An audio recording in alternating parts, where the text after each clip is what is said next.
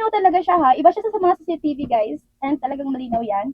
So hi guys, for today's video ipapakita ko sa meron palang CCTV camera na pwede mong ma-access kahit nasa ibang bansa ka, kahit walang wifi.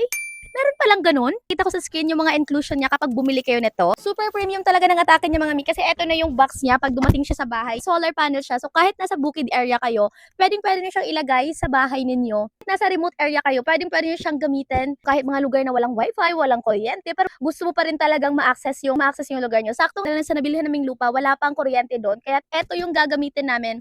Ilalagay namin ating wifi connection dito tayo dahil meron na recharge which is pang lifetime na yung kanyang wifi. Fernay. Ito nga pala yung CCTV camera panel from Fernay. Nakakuryente. Pwede mo rin siyang gamitin ng gamit yung pinaka-solar. Pinaka-solar panel niya mga Marikigs and talagang may nag-charge siya ha, look. So naka-type C na yung connector niya. So ganyan siya kaliit yung pinaka-solar panel niya. Ayan yung mga inclusion katulad sa napakita ko. Kasama na rin po yan lahat. Super dali niya lang siya i-connect ha. Kahit hindi na kayo manood ng tutorial, malalaman nyo din kung paano siya gamitin. Ito na yung pinaka-camera. Medyo may kabigatan siya ha. Tapos nandito yung pinakasaksakan niya. Ito para sa lagayan, which is yung pang screw mo na talaga. Hindi kayong bumili nito na may kasama ng memory card. Card niya nasa upper part. Waterproof na rin tong CCTV natin. Gawin mo is i-download mo yung Toya app sa Play Store. Tapos ko nang ma-download. Sign up na tayo dahil wala pa akong account dito.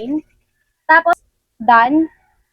Na-set up ko na siya and ito na nga yung kanyang result.